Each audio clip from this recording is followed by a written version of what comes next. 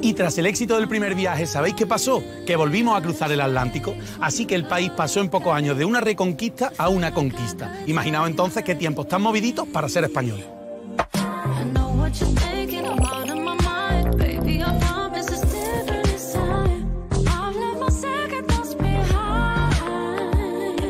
Estamos en Sanlúcar de Barrameda, en la playa. Efectivamente, Juan Luis, estamos en la playa, junto al muelle de Bonanza, ¿sí? Que es un puerto de muchísima importancia en la historia de España y de la conquista de América. ¿Por qué es tan importante? Porque condensa tanto la partida como la llegada de la mayor parte de las expediciones que articularon toda esa aventura que fue la aventura americana. Desde aquí salían las expediciones a América. Desde aquí salían y aquí volvían. Qué bueno. ¿Y destacaría alguna de estas expediciones en concreto? Pues, por ejemplo, destacaría el tercer viaje de Cristóbal Colón. ¿Sí? Que, tiene como hecho diferencial sobre los dos viajes anteriores el que llegan a la desembocadura del Orinoco y se dan cuenta de que ese es un río muy grande, una masa muy grande de agua dulce, que no puede ser una isla. Cuando ya se dan cuenta de que aquello es un continente, de que es algo más grande que una isla, es precisamente en este tercer viaje. En el tercer viaje. ¿Por qué sale desde aquí la expedición a América y no desde Cádiz o de Sevilla, que presuntamente el puerto era más grande, o yo entendía eso al menos? Hombre, Cádiz tenía una ventaja y un inconveniente a la vez, que era de muy fácil acceso. Entonces, el concentrar una actividad comercial, claro, en un puerto desprotegido... Pues sí, pero aquí traían muchos materiales, claro, de América. Ojo, y se llevaban. Aquí teníamos la ventaja de que estaba protegido por la barra, ¿sí?, que en esta parte estaba protegido también de los temporales, no, ¿sí?, llegaban los temporales hasta el sitio donde estaban fondeados. Por la protección de la propia barra, claro, entiendo. Entre la barra y el curso del río. ¿Sí? Y luego, río arriba, teníamos Sevilla, que era esa gran ciudad cosmopolita donde se organizaban y se fiscalizaban todas esas expediciones, pero además donde se almacenaban todos esos materiales, claro, a más de 100 kilómetros de la mar. ¿Y cómo me puedo imaginar el río? ¿Aquí fondeaban los barcos, no fondeaban, era exactamente como ahora? No, eso no había instalaciones portuarias, lo que había eran simplemente un fondeo protegido, pero un fondeo protegido en el que a mediados del siglo XVI llegan a coincidir a la par más de 100 embarcaciones entre una flota. Qué barbaridad, ¿no? Imagínate. Al ser tan importante, habría aquí algún mandatario, algún gobernante importante también, ¿no? Hombre, evidentemente, este puerto es importante, pero, digamos, su auténtico despegue viene a partir de que la Casa de Medina Sidonia la convierte en la capital de sus estados. Medina Sidonia, exactamente quién era, qué casa era, la más importante, era una de las más importantes. Probablemente la más importante seguramente la más importante de Andalucía, ¿sí?, en aquella época, y una de las más importantes de la Corona de Castilla. También a nivel económico, entiendo que va implícito, ¿no? A nivel económico, a nivel militar, la Casa de Medina Sidonia establece relaciones comerciales con flamencos, bretones, sí, con el norte de África. Con el mundo internacional. Con todo el mundo entero, con el mundo conocido en aquella época.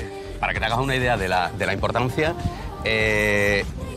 Bonanza era un puerto que tenía una aduana que pertenecía a la Casa Ducal, no pertenecía a la corona.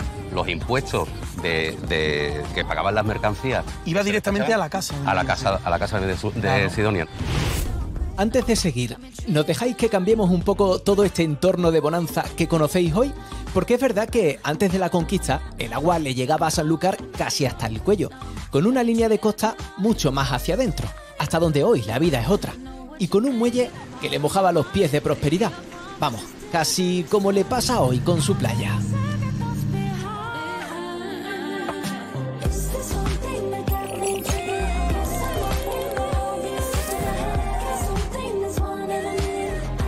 Pues, Juanlu, te he traído al Palacio de los Duques de Medina Sidonia para que veas un poquito... Sí, lo que me hablaba, ¿no?, del poderío que manejaban. Claro, el poderío económico, ¿sí?, político y social que tenían los duques, que incluso tenían un pasillo que unía el palacio con la iglesia, con la parroquia de Nuestra Señora de la O, la iglesia mayor de Sanlúcar, para poder ir a misa sin tener que salir de su casa. Como los reyes que eran. Ahí está, los del taco. Los del taco. Oye, se me ocurre a mí una duda que tengo. Tanta mercancía que se movía, ¿no?, tantos viajes, estas expediciones de las que hemos hablado. Estamos pasando por alto de alguna forma los viajes en sí. ¿Cómo eran estos viajes? Porque en la época no tenían GPS, no tenían, no sé si tenían brújula, pero ¿con qué elementos contaban para poder ir y venir? Pues con unos elementos muy rudimentarios, como te podrás imaginar. Eran la aguja de marear, que viene a ser como una brújula actual. La sonda, que era un peso con un trozo de tocino en la parte de abajo, Desde luego. que lo tiraban al fondo del mar, y al sacarlo veían qué había en el fondo: arena, grava, cascajo, piedra. ¿Se quedaba pegado? Claro, quedaba pegado, y con eso más o menos pues, podían identificar en qué parte estaban cuando eran aguas conocidas. Sí. Tenían también el astrolabio, que le indicaba la altura de los astros para poder saber a qué distancia del ecuador estaban, para conocer la latitud. El cuadrante, que era para ver la altura, el ángulo que formaba el Sol con el horizonte, también para determinar la latitud. Y luego tenían una cosa que se llamaba la corredera, que era un artilugio que echaban por popa del barco, sí, y le daban una velocidad aproximada de la embarcación. Entonces, conociendo la velocidad y el rumbo, pues podían determinar más o menos a qué longitud estaban. Con eso se podían posicionar en las cartas de navegación, que la mayor parte de las veces las iban levantando según iban navegando. Como si iban buscando la maña, ¿eh? Hombre,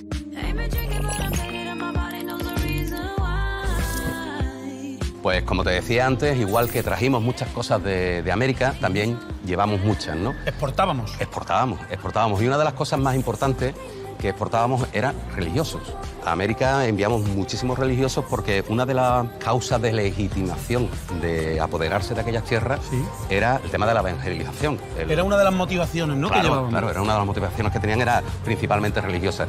Y como las flotas se preparaban aquí en Sanlúcar, sí, pues claro, había una auténtica avalancha de monjes que venían aquí para irse a América. Claro, pero tenían que esperar a que se termine de abastecer la flota y que además se den las condiciones climáticas adecuadas.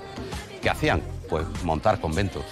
Para que te hagas una idea, para una población que en 1533 era de 5.080 habitantes, sí, ¿vale?, había 16 conventos, 2 ermitas y 3 iglesias. Y por eso es que yo he oído que a Sanlúcar la llaman la ciudad convento. Claro. ¿Hay alguna orden religiosa en concreto que tenga más poder que otra aquí? Bueno, realmente había un pique, digamos, entre los dominicos y los franciscanos. De hecho, esta iglesia de Santo Domingo no es más que la iglesia del convento de los dominicos, que ocupaba toda esta manzana. Como te puedes imaginar, las dimensiones del convento eran enormes. Además tenía una particularidad. Época, claro, tenía una particularidad que como la pared de aquella parte, la muralla, digamos, de la cerca del convento, estaba muy cerca de la playa. En aquella fachada había una serie de cañones, sí, y dentro de los monjes que habitaban el convento había una dotación que estaba especializada en manejar esos cañones para repeler cualquier tipo de ataque de los piratas berberiscos o de cualquier racia de este tipo que se daba, que era tan común en aquella época por esta zona. Qué curioso. Oye, y hay una historia que he escuchado, y es que había zonas, o una zona en concreto de Sanlúcar, en la que para estar en la época hubieras tenido que tener pasaporte. ¿Esto cómo es? Un convento, el convento de San Francisco el Viejo, que se llamaba así, debido a la cantidad de franciscanos que venían para embarcarse a las Indias, se provocaban muchos problemas dentro de los propios monjes. O sea, los monjes que eran residentes del convento se quejaban de que tenían que trabajar para alimentar a muchas bocas que no les aportaban nada. Los que venían en tránsito hacia América se quejaban de que eran maltratados aquí, que no les cuidaban como tenían que cuidarles. Claro. Entonces Carlos V en 1533 tiró por lo sano, le pidió al Papa que separara ese convento de la provincia franciscana de España y que pasara a ser dependiente de la provincia franciscana de India. O sea, la propiedad pasaba a la orden en India, el coste económico dependía de la orden franciscana en India, el guardián y el prior eran de la orden franciscana de India, y eso daba un estatus parecido al de las embajadas hoy día. O sea, la embajada de Estados Unidos en España es suelo americano. Sí. Pues el convento de San Francisco el Viejo de aquí de Sanlúcar era territorio americano. No hay suelo más sagrado que este que pisáis. Por eso, Juanlu, mientras vosotros seguís hablando, nosotros lo vamos a recorrer de convento en convento, desde el de Capuchinos y el de las Descalzas, pasando por todos estos y por todas sus parroquias, que además hubo un tiempo en que cruzaban toda la ciudad para llegar hasta América. Y no es una exageración, que ahí está San Francisco el Viejo para atestiguarlo.